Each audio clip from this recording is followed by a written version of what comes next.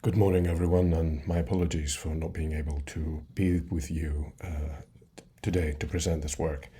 My name is Therios Moskos. I'm an associate professor of cellular molecular biology at Northumbria University and also founder and chief scientific officer of Pulmon Biomed Limited. And my talk today is going to be about SARS-CoV-2 RNA detection at infections levels at distal long fine aerosols of all acutely symptomatic COVID-19 patients. I will quickly go over the field of breath sampling for SARS-CoV-2, reviewing the global data, and also quickly introduce a device called PBM-HALE, which we use for these studies. The first one was a study where we came across a totally negative signal, but we were able at least to confirm that the device doesn't have any salivary or ambient contamination. And then the data from our follow-up study, where with small but careful changes, we were able to switch that to 100% detection in acutely symptomatic patients. I'll then close by taking you through the future directions we are taking this research. I'm sure this audience is very familiar with the particular content I'm presenting here. Basically, we'll know that when we exhale, we have particles that are produced from our mouth, but also the upper airways, and the vast surface area of 40 square meters that constitutes the alveolar and lower respiratory tract epithelium. And these particles that can be dry, as I show here in black particles, or they can be wetted particles or aqueous particles.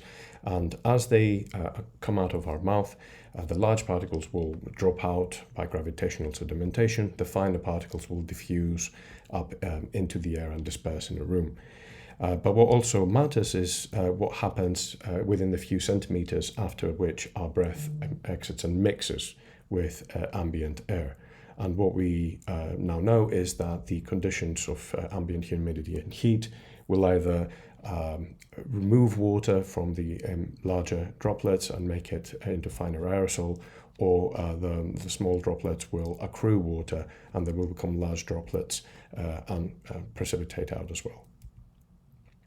Now, the past 2 years in the pandemic, we've had multiple studies, I count about 15 by now, looking at the viral load in exhaled breath specifically. And we have everything from tests with this device called the R-tube, which involves capture of exhaled breath very close to the mouth, up to the use of the standard these days for understanding transmission diseases, which is the GA2 instrument by the Don Milton group. And we have also variations of the theme in between, including using polymer strips in the insides of face masks, but also individuals speaking to 35-liter boxes with various pumps and filters, or even little plastic filter containers that you can then remove the filters from and test for things. But what matters is the large difference in the conditions between testing in these studies and the outcome. We have anything from everything's negative in the study here to nearly everything is positive with the R-tube, which is a very similar device to ours with some very critical differences. Now, the device we use also works like the R-tube, which requires condensation of the exhalant, but unlike the R-tube, it doesn't use wetted filters that can then become nebulized themselves. It uses inertial impaction to capture the large droplets as they are exhaled by the subject at the back of a wall. So there's no 5-micron slits or anything like that. And the fine aerosols progress to go and enter a condensing chamber and exit at the other end. And the design is such that we claim it prevents contamination from the environment as well. And I hope I'll show you some data that supports this. But gives you the opportunity to separate the large droplets, not by a specific size fraction, but literally their inertial properties, and then condense the fine aerosols. And here in this computational flow dynamic diagram from ANSYS, you can see how the turbulence inside the mouthpiece is actually manifested. Now, what's important is that in our use of our device, we don't collect the entire exhalant. we collect only the terminal fraction. So I'll show you hopefully an animation here that comes through the video, where you will see the device immersed in the coolant quickly becomes cold, and the exhalant coming out.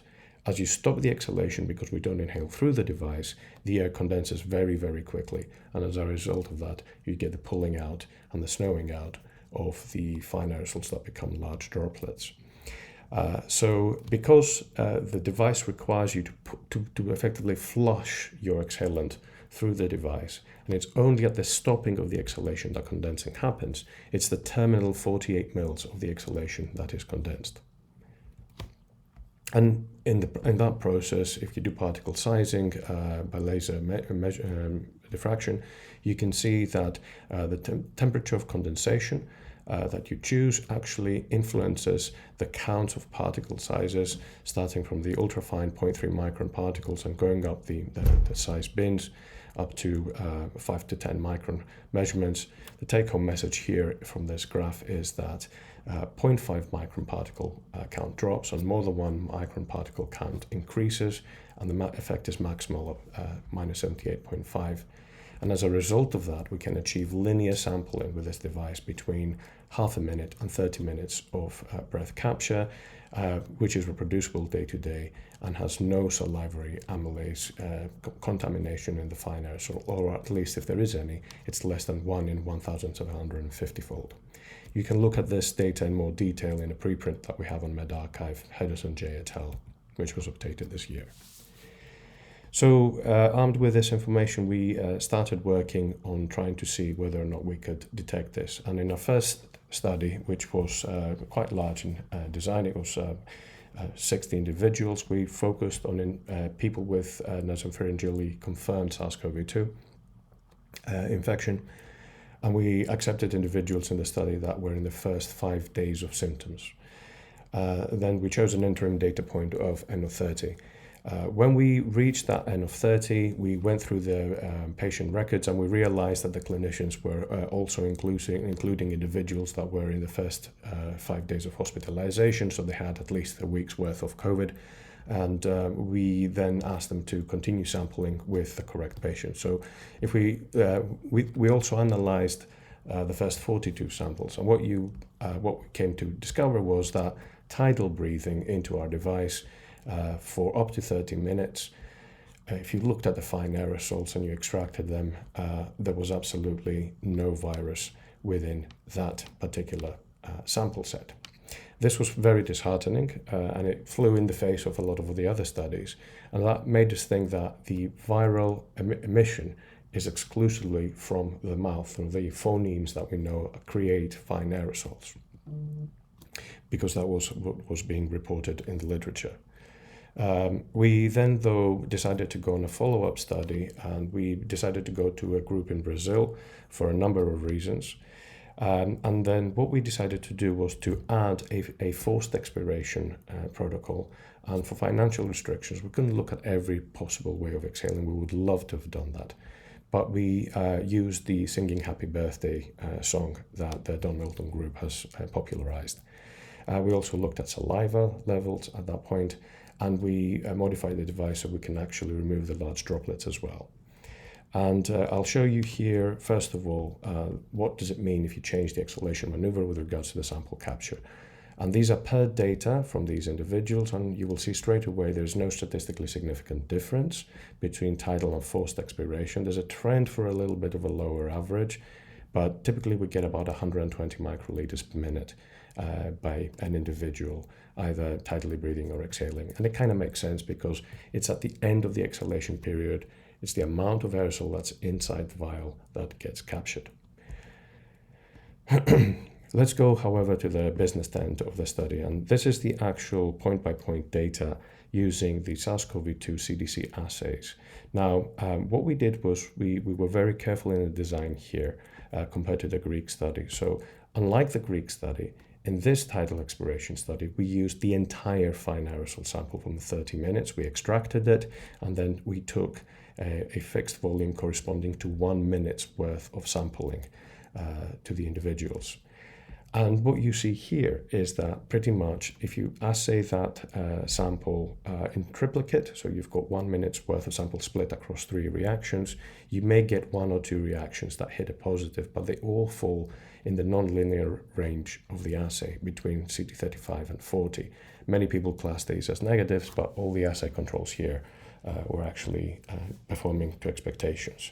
In blue, you will see an endogenous RNA control, and this is the 18S ribosomal RNA.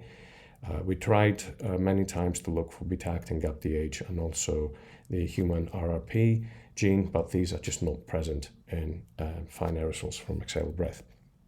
And this was interesting because if you do the math, what you find out is that we actually analyzed 8.7 times more from the study versus in Greece, which translates in about 3 cycles, or in other words, it explains why in the Greek study we had absolutely no detection with these singlet tests for SARS-CoV-2. It was Poisson distribution, it was impossible to detect anything. But what the Greek study definitely says is that you don't get any false positives with this particular type of sampling. We then moved on to look at the forced expiration, and the assay lit up like a Christmas tree. As you can see here, first of all, we see a massive increase in the signal of the fine aerosol fraction of SARS-CoV-2, reaching CTs up to nearly 25 in some cases, and having a full range from CT36 onwards. Now, notice that we have 3 individuals that their signal was detected in 1 of the 3 technical replicates, but again, that indicates that we have, in 1 minute, enough sample to detect quite a lot of individuals, and depending on how you handle the samples, you will get a result. But surely we can extract and load PCR reactions with more material and remove this problem. The main take-home message was, though, that we can get 100% of these singing samples as positive with 1 minute's worth of sample equivalent, and very importantly, a 90-fold increase in host total RNA yield. Why is this increase in host total RNA yield? Because it doesn't matter if you compare the fine aerosol or the large droplets RNA between the salivary 18S value and the forced expiration 18S value. I hope you'll agree with me that there is absolutely no correlation here between these 2 materials in terms of the total host RNA. So the viral RNA load in the fine aerosol fraction is not because of nebulization of the virus in the mouth. It's actually because of viral load in the fine aerosols of the deep lung. And the other way to also understand that this is the case is that these high culprit phonemes, the th and the th, that have been accused of being explained to generate the fine aerosols when we speak, actually are absent from the Portuguese language. And when you're singing Happy Birthday in Portuguese, you just don't have those phonemes. So that was another big advantage of going to Brazil for this study. So if we conclude the outcome of this work, obviously we know virus is present in saliva. We have detected high fine aerosol levels in the alveolar fraction, and we know that in the tidal breath alveolar load, the amount of virus is practically minimal. It's pretty safe to sit around somebody who's not coughing. Possibly is positive, but they're not emitting. But it also emphasizes that we need more than just vaccines because of the uptake to try and prevent transmission of viral infectious diseases. This was part of the Jeffrey Lazarus large outcome that was communicated in Nature a few weeks ago. I was one of the co-authors. Now, in terms of what can we collect in the fractions of the sample, well, obviously, if you've got viruses like membrane viruses, you'll see cell membrane components, but we see this in healthy individuals. We have DNA, RNA, protein, medicines, drugs of abuse, bacteria, fungi, and we know this is deep lung derived, and it's not because of ambient contamination, for example, in COVID wards where we were doing the Greek study. So what are we going to go in the future? Well, obviously, we're still waiting a lot of the data from Brazil.